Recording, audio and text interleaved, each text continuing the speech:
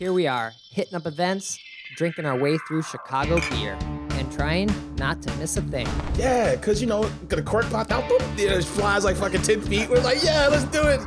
All you have to do is add some fruit, stir it up, and ride that milkshake wave. Whenever I see him, I gotta take a photo with the most decorated brewer in Chicago, Jonathan Cutler. It'll be like the stuff you hear. You ever go to, every time you go to Floyd's, all the music sounds like this. Raw, raw, raw.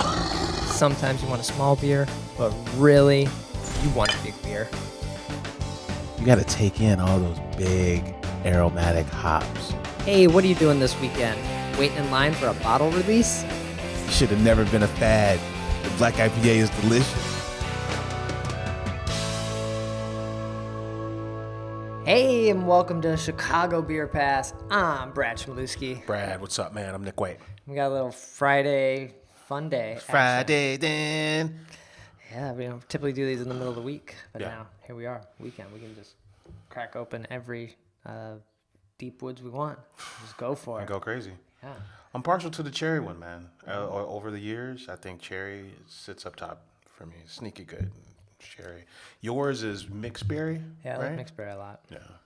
but super massive still top. Oh, yeah. That's true. Nothing's better than Supermassive. No. But we don't have that right now. We instead have a Mexican lager. We went a very light, 5.3% from our buddies over at Black Lung. This is another one of the beers that they gave us on our way out. Yeah, it was one of the three that debuted that day. One was the stout, this one, Pancho and Lefty, and then the other was that malt IPA, or whatever they're calling it. The milkshake. Malt shake IPA. Yeah. Yeah, Pancho and Lefty, Mexican lager. And I tell you, Brad, I enjoyed this a lot when I was there, and I think this might be my favorite release from them that I've had. Okay. This might be the Pancho and Lefty. Yeah, we were drinking the Rift track. I think that was Rift track number 1 on a little video review that went on YouTube. The New Zealand Pilsner. Yeah. That's pretty good, but I am liking this one a lot more. It's just kind of refreshing, bright, clean. I know that's a horrible word, but And a little bit of dare I say, it's the biscuitiness of it also has a hint of nuttiness to it that I'm really enjoying. Yeah, that other one, the Pilsner it was very fragrant, right? Right. Yeah, the hops just kind of blasted their way through this fucking Pilsner. But this is where you want to be. we got our little beer buddies glasses going on hell here. yeah. I love the Beer Buddies glasses, man. I meant to ask you the last episode, what do you think about this fucking, what is it? The Goose throwing $1 million worth of fucking NFT on the chain there. It was $1 million. That was $1 million worth. But they didn't sell. They only sold like 100 of them. I think it was like 10% of available that they sold. Right. Yeah. I think the option, had they sold them all, then that's what it would have added to. Oh, okay, for them. Right, for them. Okay. Yeah. Yeah, like I think all the pieces were there, but I think the market, the crypto market kind of dipping, and the NFT interest kind of dipping, all had that against them happening here, and that it wasn't marketed maybe as long as it could have been.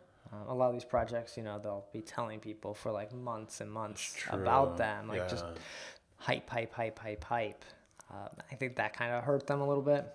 Yeah, especially because they're like this big global conglomerate hopping into it. Yeah.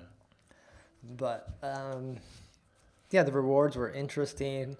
Hard to justify to non-NFT people that it would be worth the money. And I'm not sure if they ended up refunding the people that bought or what they. I don't know. I don't know if they refunded the people that bought, because how would you collect all of them? You wouldn't have got the one of one that was in there to get like the really cool prize, because it's somewhere inside the full collection. So. Oh, that's right. Like if you bought the 9, then you get like a 10th or something like that. Right. Or there was a couple even rarer ones inside the collection that would be randomly minted. But if the whole thing didn't mint, that could have been number 900 of the thing. So it didn't show up. So I'm not sure what the outcome was with that, or if they're still just be like, all right, we'll just keep them up and people can keep buying them. I'm not totally sure. I'm not following it not that closely at the moment. Yeah, I read the release, and I'm with you on the prizes piece because some of these other ones, like I'm not super close to the space, but some of these other ones, like it's like, hey, you buy this NFT, and then you get access to like a festival, right? Something that you otherwise would not have access to. And on the Goose one, it's kind of like, oh well, you get to cut the line at this release. But then these are beers that we see these beers all year long anyway. Sure. Like, I don't know if these beers kind of justify the this entry point of however much it was. I forget how much it was. It was like a few hundred, I think, to get in. Yeah, I think that's tough call for anyone not in the space that if it wasn't worth it or not worth it. You can't justify all those rewards because sometimes there's no rewards with projects, or it's just promise of like future things. So Yeah. it's a little tough. Yeah, I was curious, and I meant to ask last week, but then I forgot we started rambling about something. I was like, So I think they were testing it. The original Budweiser cans, the heritage cans, those are like way under the original cost for them. those looked cool, and not as a Budweiser drinker, just as I enjoy looking at this beer can. Those look cooler to me, just aesthetically, than the BCS stuff. Yeah, the neat part about the heritage cans was they were all unique versus like you had a certain number that were set in the chapters of the Goose Island that we could both own the same one and they looked the same. Yeah. But the heritage cans, every single one was unique. But then Budweiser did I think during the Super Bowl, around the Super Bowl, they had like a next NFT, and that failed pretty badly. So. Yeah. I don't know. That space is in a weird spot, and getting people not in the space on board with the space is tough. Yeah. Yeah. I'm sure. Yeah, it's tough to build stuff anyway. Yeah. Anyway, so what'd you get after this week? Man, cheers to the South Loop Motor Row. Made my way over there. Okay. The old Chess Records is over there. You forget about that. It's just a block from Duneyrr. That's where I went to Fermenta. Oh, nice. So just like the Chess Records, the movie. So fucking. I was gonna say Buddy Guy, but it's Muddy Waters, Howlin' Wolf, Chuck Berry, all recorded at Chess Records. Okay. Chess Records had a few locations, but the main one I think was on 21st Street. So if you go down to 23rd Street, you're in the old Motor Row. Old Motor Row Brewing, and that's where Duneyrr Fermenta is. Okay. So I went to Duneyrr Fermenta. Nice. And they do, what's the other collection? Dutch Bag is there. Dutch Bag is a tenant there. Oh, okay. But they have two. Duneyrr has two. And they have the sour. Oh, shit, you're right. And Modern Dune is the clean side. Yeah, okay. Yeah, so they're doing slushies down there of the Duneyrr Fermenta stuff. Sure. And then they're doing, what else are they doing? Oh, and I didn't see any guest drafts, so I wanted to try the Dutch Bag stuff again. But I didn't try that. I don't know if you remember that space as a Motor Row, but I never went. Oh, you never went? But I knew it was like multiple floors, and the brewery is on the second floor, right? Brewery's on the first floor, and then upstairs is like a true tap room experience where it runs from like the front of the building to the back of the building. Okay. Pretty long hallway style. But the front little tasting room is just that, where you can maybe fit 20 people in there, and then behind the bar is this big ass brewery that takes up most of the first floor. Okay. So it's a very tiny space. So then, the first thing we asked was like, yo, what's going on upstairs? And they said, we're going to start a natural wine company upstairs and a cigar lounge. We're going to have oversized seats. We're going to pair wines and cigars upstairs. So that's interesting because their whole thing is hybrids, beer, wine hybrids is Duneyrr Fermenta's entire project. Okay. Yeah. And then the, IPAs, pale ales, and pilsners and shit on the Modern Dune side. Natural wines and cigars.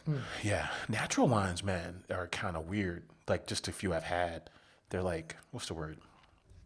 They're not, I don't know, just sharp edges and just kind of weird flavors. Not familiar flavors, not weird, just unfamiliar. You get more of those earthy flavors, almost like IPA kind of things that you're going to get from just grassy and I don't know, just more fragrant than just the grape variety that you're gonna get from it. Yeah. So that's interesting, but that's the rabbit hole because the guy used to work at Lagunitas and he was tired of making the same beer over and over again. So then he's like, "Well, what do I do different. He's like, oh well, shit, I just create this little category where I'm doing a hybrid thing. So Okay. And then you have 2 breweries, a winery. Damn. Okay. That's pretty awesome. that whole little section is bumping, man. I was telling Brad in the pre-show, from 22nd Street down to 23rd is like nonstop businesses all of a sudden on both sides of the street. You know, eateries, hotel, fucking, you know, boutique stores. There's a drag show down there. There's there's a couple of nightclubs. Yeah. So circled the block maybe 6 times before I found a spot to park. So it was very bustling on a Sunday. It really caught me off guard. Yeah. So that was kind of weird. That's cool. Yeah, I need to make it down to that space, check it out, and I need to try some more Duneyrr. I haven't had it since we had it that first time I came across it, and was like, "What is this brewery?" Oh, that's right. That's yeah, because it was in a because now they're in cans, but when you found it, it was in like this really cool clear mirrored fucking label, right? Right. That's funny. Yeah, I think that might have been our reel we did with the tiki mugs and. That's right. That's right. Yeah. So, man, yeah. So I haven't had their stuff in forever. But that's cool. So you made it down there, and then you were out in the burbs. Yeah, man. Woodridge, Illinois. Hello. You know, PBR before they moved to LA, they were in Woodridge. Okay. And that's the only reason I know Woodridge as a town. But Sketchbook is out there. Fuck. Not Sketchbook, Skeleton Key. Skeleton Key. Yeah. So Skeleton Key for the first time in 11 months. Okay. Is back online after a tornado ripped through their space. Shit. Right. So I was telling Brad, I have a photo of the Skeleton Key guy because he was wearing a cool Skeleton Key shirt that kind of drew inspiration from like an old Stroh's label or something. Yeah. But I don't remember really having their stuff. And bless you, man. Nice. And I was just tired of commuting and then going home and passing out on my couch every fucking night because I'm in my car every day now. So I'm like, after work, I'm going to fucking Woodridge. I don't care where it is, I'm going. Okay. So that's what ended up happening. Nice. Yeah, we, like you said, you didn't have much Skeleton Key beforehand, and I haven't had much Skeleton Key outside of that Oak Park Microbrew Fest. Right. But everyone talks about them, and they especially talked more about them after the tornado because there's lots of support for them. So apparently the tornado touched down, and the only business that it tore up was Skeleton Key. Well, right. Just kind of weird. yeah. I don't know. So like smiting was that like. And on my way down that day from Lake County, there was a tornado watch. The day I happened to go, it was very bizarre. But yeah. I figure it's probably like a tornado hitting the same spot twice. Yeah. So the footage of the tornado you see is from them. Somebody was there recording. So the footage you saw on the news was Skeleton Key recording it before they got out of there. Shit. It happened to be on Father's Day. So the brewer... It's coming up on like an anniversary. Exactly. So the head brewer who's usually there on a Sunday to do a bunch of work didn't have to do the work because the guy who owned the joint, he fucking did the work for him. Okay. And 3 hours later, boom, this fucking tornado hits. It was super bizarre. Yeah. So when you go into the space, there's a gold line... a jagged gold line painted on the wall, and that's the spot to kind of where the building blew off. Oh shit! Okay. Yeah, and I took some notes, man. But like, what did they say? So you walk into this joint. It's a classic strip mall. There's a tap room in the front, and then there's a bar, and then there's a brewery. Okay. So the tap room had just gotten rehab before they did this. Yeah. Right. So. Yeah. It was pretty interesting, man. It was pretty interesting. Nice. And so how was the beer? I enjoyed everything I had, man. It was Okay. I started with a Schwartz beer, and then I went to this 9% collab that they did with Microphone and Twisted Hippo. All proceeds go to Twisted Hippo. And then I had something that was like a coconut golden ale. Okay. Yeah. So it was really good. So the wife teaches at College of DePage. Okay. And then they were doing hazy blind tastings. They were doing off-flavor tastings at this place. They would have students come down. And, I'm asking the guys next to me, like, what does Skeleton Key mean? And they were like, one key, many locks. So having it be a space that does exactly that. Brother Chimp started there. The place you went to, Bubble House, started there. So in addition to the school stuff and teaching other people how to brew, having it be in a place that appreciates all aspects of beer as a neighborhood thing. That's cool. The closest brewery to them is Darien, Miskatonic. So when the tornado hit, it didn't hit their tanks. That's why they're able to regroup. But all the raw grains, all the materials, they dragged all that and set up shop at Miskatonic. So they had pallets of beer and kept all their stuff there. Okay. And then, everybody came to support.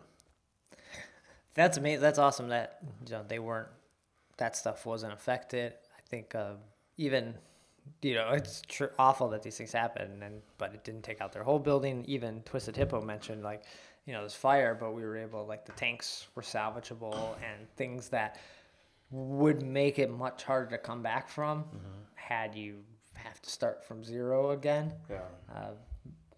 That's a blessing there. Yeah. So it was interesting, especially because I didn't know anything about them as a crew or any of their beers. And yeah, the space was great. It looks like, when you go to the bathroom, it looks like they have a wall up, like a removable wall, and it looks like an event space that's theirs too. Cool. So basically 3 rooms in 1. Nice. All right. That's cool. I'll have to make it out there someday too. All these spots, all these breweries to hit up. Bruh, this place is out there, man. I saw today or yesterday that the guilds posted that Illinois just opened was it the 300th brewery in the state? Isn't that crazy? There's 300. We're almost at our brewery for every day of the year. I always thought it was just maybe 80 in the city and 100 in the burbs. That was always my unofficial. If anyone asked me, that's what I would tell them. There's 300 breweries, man.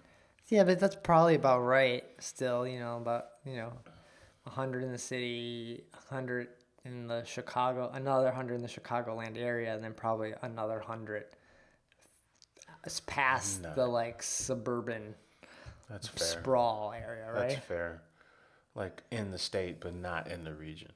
Because Illinois is a tall state. Yeah. We said this before, and I saw it on Channel 11. It's a weird stat, but if you put Illinois on the East Coast, it runs from from New York State. It runs from New York City down to North Carolina.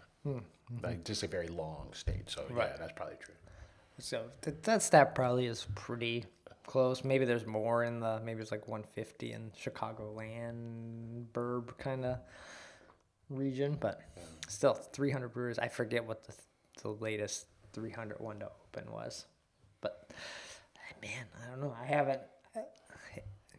I've maybe gone to 100. What is that? Would you probably if you had to guess off the top of your head? Yeah. Maybe 100. Out of 300? Maybe I've made it to a third, but it's probably more 60. Right. I mean, because we've been to breweries 100 times, right? But then, how many different breweries are we going to? Right. Yeah. Because I've been to Duneyrr before. You know what I mean? So. And the spot I went to, I've gone to many a times. I went to Old Irving this week. So this is the unofficial Old Irving podcast. It's incredibly close to where we're at and where I'm at. So I went in there last night, Thursday night, and it was packed. I've only typically gone there for lunch, and so I've never seen it busy nightlife. Everyone there, and so it was pretty full. I do enjoy their space. And then sat at the bar, got I think their lager right away, Ani or ONI, it's called. That was in cans, and then I've seen this on Instagram and Twitter, this green beer. Some weird kind of, not murky, but just a very weird candy-colored beer, right? Right, and then I saw a couple other people drinking it, and I was like, you know what, I need this mainly for the picture. Not necessarily because I want it, but I got it for the picture. And it was a kettle sour, pineapple, lime, coconut. I believe there was vanilla bean in there, and it was interesting. That's a lot of moves, Brad. How was it?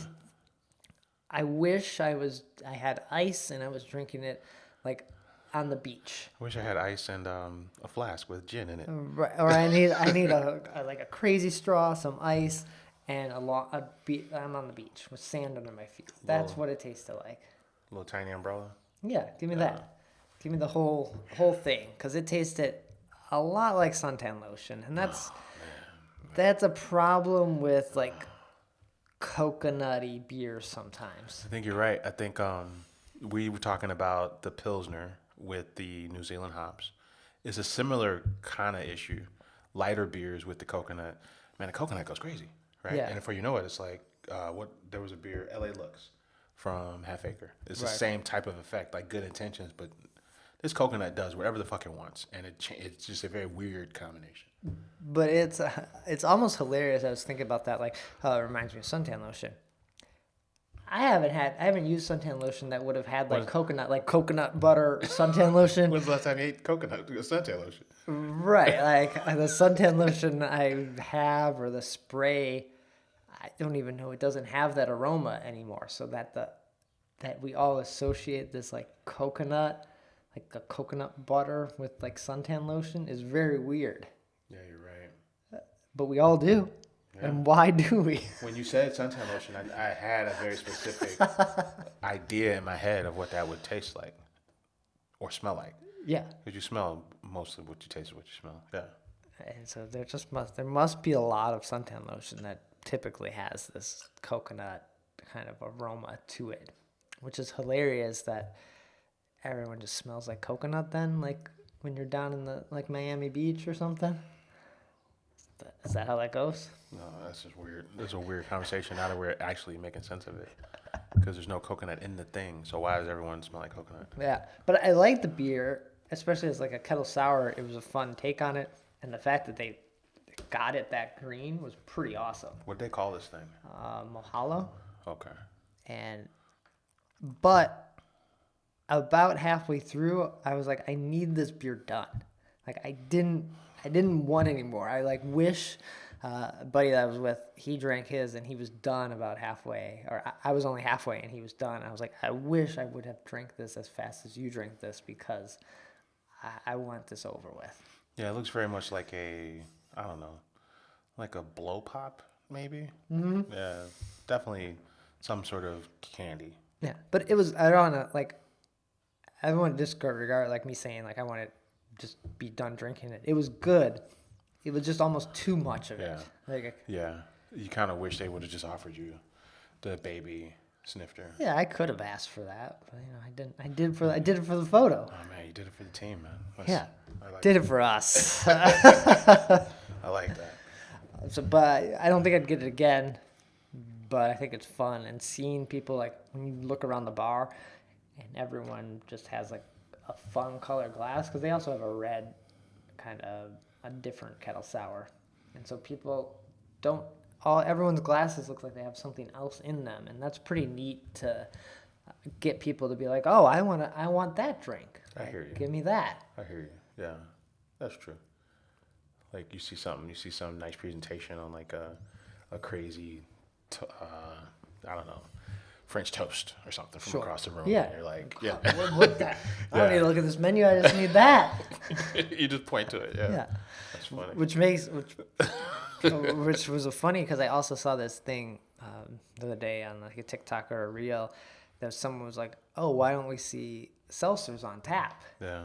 And the reason this person had was a couple of reasons, but one was because when you pour a seltzer in a glass, it's clear. And since a lot of beer drinking is what it looks like, and like almost like, I don't know, showing off what you're drinking, that you just have a glass that looks like water, it's not very interesting to the like experience of it. That's fair. And also very true. Because you love a good glass, like a fancy cup. You kidding me?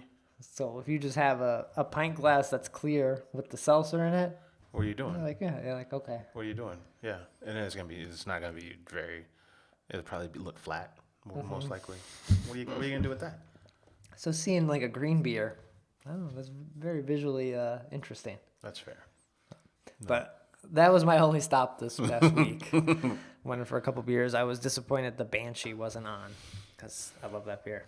Yeah, that's a doozy. Yeah, so those were a couple stops this week. Yeah. What else has been happening? Oh, we heard a rumor. Yeah, man, rumor time. Last week's rumor was Garfield Park is no more for Beer in the Glass. That was last week's rumor. Right. Still unconfirmed rumor. Unconfirmed. That this is just a rumor. Just rumors. Yeah. We've heard a rumor that the Finch location in the brewing district has been sold. The Legend of Finch. Yeah, this is just a rumor, but reports are. Sources say. Sources say that there's a good chance that a Chicago brewery is moving into the Finch location and soon. Right? So. That's the rumor. Yeah. So. Who's it going to be? And what? Wait. Back this up. Back it up. That means Finch no longer has a brewery, and they only have the little brew house inside the Perch. The Perch, that's what it's called. I was trying to tell somebody the name of their brewery. So they're not gone.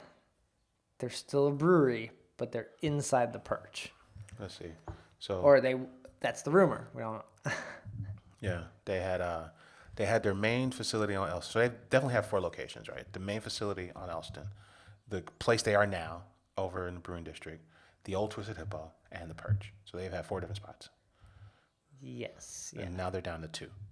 And they almost were to build the Metropolitan River property. That's amazing. All right, but yeah. So if they get rid of this one, they're down to 1. What brewery or what Chicago brewery do you think has bought this or is taking it over? Because the rumor is also that this brewery is going to take advantage of the space. Where this was a complaint we've had for years on this podcast, that all these other breweries in the district brew yards have a tap room that you can go to, and you can't even go to that Finch production brewery. Only time we've seen it was the 312 block party when they had an open house. Mm-hmm. Yeah, it's so weird, right? And that was also, we'll get sidetracked. That was Pig Mines, right? Or Like Mine. Like Mines or Pig Oh, that's right. No, it was Pig Mines is Rockford. Like Mines is Wisconsin. And then the story in one of these newspapers was that Finch gave them so much money that even though they set up shop, put in the system, painted their name on the wall, Finch gave them so much money that it was an offer they couldn't refuse, so they went back to Wisconsin. Right. It's so funny. Oh, this is great. So who now has given Finch this offer that they couldn't refuse? Argus. Argus is back. Argus is back. No. Argus did have deep pockets. What about Fire Rabbit? Fire Rabbit Cerveceria, what about them? But they wanted to be in Pilsen. They did. So much so that they started like a GoFundMe or something, right? And they're basically dead. Yeah. Yeah, they sold their joint to Hot Butcher. Hot Butcher. Is Hot Butcher buying? A third spot. They're like, oh, the Lincoln room is taking too long. We need another spot. You know what's funny? I was going to a BYB restaurant over there, and I needed beer, and I'm like, I'm going to just go to Half Acre.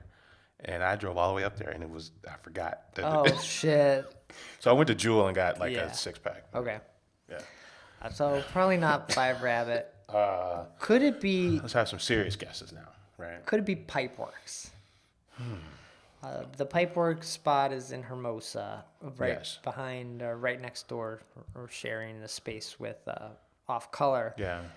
But Pipeworks has been this brewery that has fallen to the sidelines a little bit in the Chicago beer, I don't know, minds. Conversationally, you don't really think about Pipeworks, right? Right, but people like Pipeworks. I think their stuff's really good. And, I was telling Brad, it was Blue Island. When I'm at Sox Park, I usually get Blue Island, and I usually get a little Citra from Pipeworks. But then that's really the only time I think about Pipeworks. Right. So typically, you're not going into Binny's usually. You'll see it. You'll see some guppy or something. Be like, should I get this? And then you don't. Right. But someone's buying it because there's a lot of it. Right. And then their space, the Hermosa space, is huge. It's a production facility, but it doesn't really have a customer-facing component. Like, you can go in and try like these little, free or complimentary, like thimble-sized cups of something if you want to buy it. Mm-hmm. But there's no tasting experience there. You know what I'm saying? Okay. So But would they, if Pipeworks was to do it, would they just move their whole spot over there, or would this be location number 2? Because that spin spot is big. Like it's a big space. I think it's in the top quarter of just square footage. I think it instantly whoever moves in there is instantly one of the largest breweries in the city, I think. Yeah, that'd be pretty big. Yeah. And so that feels weird that Pipeworks would need another giant space. Like they need a customer facing tap room, That place was so big that a still life kind of thing. yeah, well, yeah, but you know, people would go to Pipeworks. So I'd definitely go to Pipeworks if they had an on-site experience. But that, just to put it in perspective, like they used to do mini golf in that joint, Goose Right. Island. Like it's an event space. They used to do concerts there. Like it is a very big space. And I'm surprised Goose didn't buy it. Right. Well, Goose sold it too. I thought the lease was up. Then they just couldn't even. They moved out. That's what I thought. I think they didn't buy Well, it. and they didn't need it anymore because they have the giant Giant warehouse. one. Yeah, I think Beer Nader was saying that. And when we were in the space, we were seeing somebody, you know, one of those retro acts. Okay. And he was saying that at that time, he's like, this would instantly be one of the biggest breweries in the city, whoever moves in here. And it's right on Goose's turf, and Goose needs to do something about this. I think that was his argument. Finch went in there. So Pipeworks, I don't know. It would be nice, but it seems almost a little unlikely that they don't need it. We're underestimating. Well, they were going to do a tap room in Logan, right on. Next door to Emporium, where the weed shop went to. No. It was on Cali, down up a couple doors down from me, Tokaya. So in between Logan and Diversey on Cali, it's like walking distance from Ravinia, basically. They were gonna do, and it's still an empty spot. They were gonna do something there, and it just never materialized. Okay. I don't know, man. So I hope it's Pipeworks. I think. then you threw out, as we were debating this before the show, you tossed out Maplewood. Yeah, because just because across the street, well, two things. Across the street at Gray Central, Maplewood had like an unusual amount of beers on like 5 years. It was super weird. But then, So that means Maplewood is needing to make a lot of beer. right, and that contract thing is going to be more expensive. Well, depends on how you look at it. But, you know, there's a fee for that, right? To have somebody else make your beer. And remember, we interviewed Sketchbook, and Sketchbook wanted to own their supply chain. So they said, hey, it's worth it to us to go buy a whole nother brewery and make our own goddamn beer than to contract it out to these guys. That was a more adventurous thing for them. Right. And I think there's something to be said for that, because when we interviewed Solemn Oath said, hey, man, if you have your own space, it's marketing like you wouldn't believe, because you're going to get a quarter million people come through these doors. You know what I mean? Yeah. So that's a big deal. And then the Maplewood space is really small. The Maple Room. Love the Maple Room. It's a distillery, A. B, apparently they don't make any of the beers that make it to the stores there. They only make like the special release stuff, right? Right. So And they somehow have a kitchen too they do have a kitchen. in that. Yeah. So they could just make that the like distillery, right? Yeah, and you could expand distillery operations because it's a full-time distillery, and then your brewing operations. You go over into the brewing district, not district, the brewing district. CDW? No, Chicago Brewing District.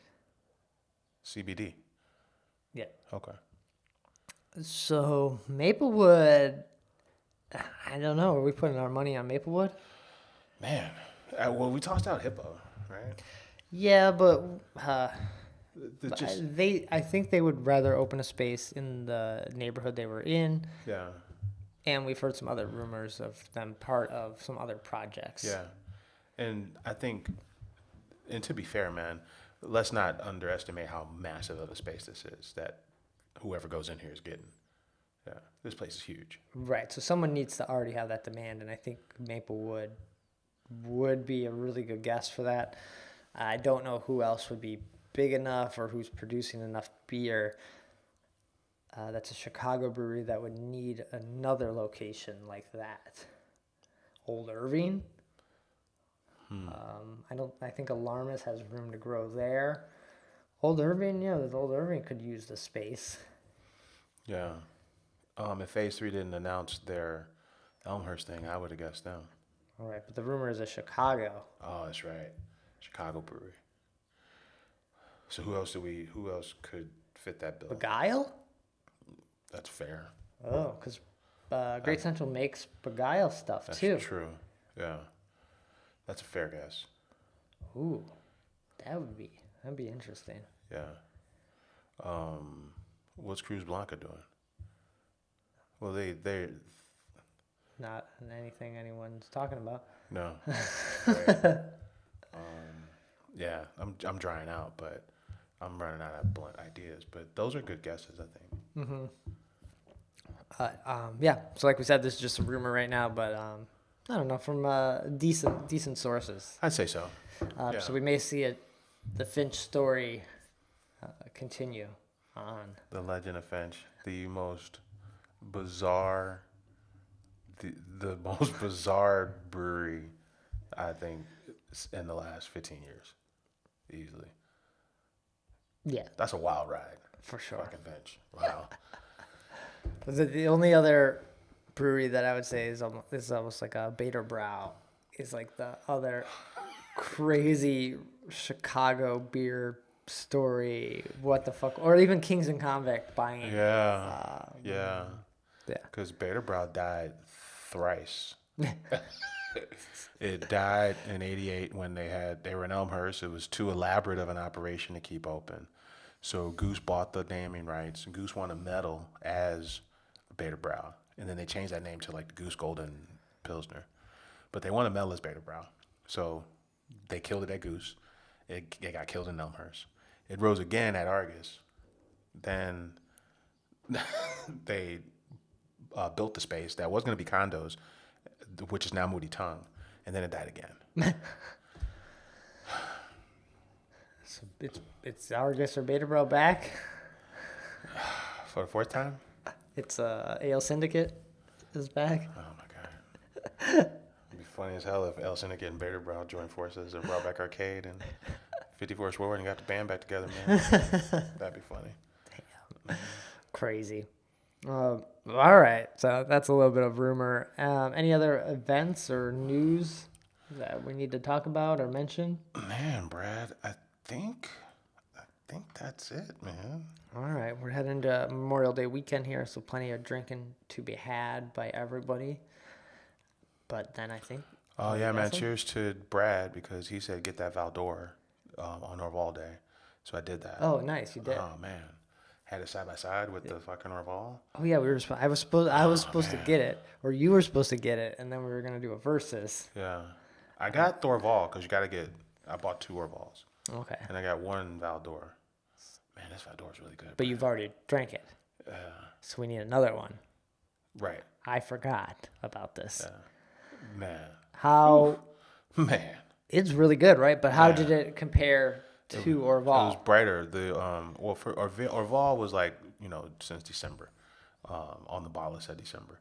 So it had a more hop forward presence. It's kind of nice, bittering, hot presence. But this Valdor had like this layer of like, I don't know, citrus in it. It was just brighter. And it held its own in every way, man. I was really surprised. Yeah, Bobby the Booch sold me on it. I'm looking at these pics and I'm like, oh shit, I forgot about the Valdor. Still not clear on what Valdor is.